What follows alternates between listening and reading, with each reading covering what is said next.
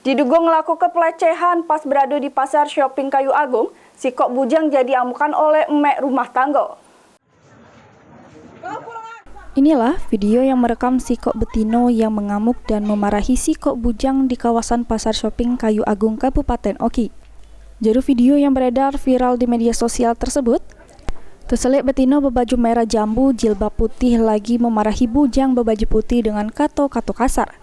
Sementara bujang tersebut cuma terdiam tak dienjuk kesempatan untuk jelas ke kejadian yang sebenarnya. Kejadian bermula pas betino tersebut berada di kerumunan pengunjung toko yang ramai pada Jumat. Dan lewatilah bujang tersebut tanpa sengaja menyenggol bagian buri betino itu. Yang mana kejadian itu terekam kamera CCTV. Namun diduga tak digubris oleh betino yang merupakan bini salah si kok anggota polisi yang dinas di Polsek Kayu Agung. Pas lanang tersebut lewat langsung dapat ocehan dari betino tersebut atas tuduhan melecehkan. Beberapa kali betino tersebut nyaris nak gebuk. Namun selang beberapa menit datang juga dua anggota polisi yang langsung bawa bujang tersebut. Si kok anggota polisi bakal terselit sempat nampar rai bujang itu sebanyak 1 kali.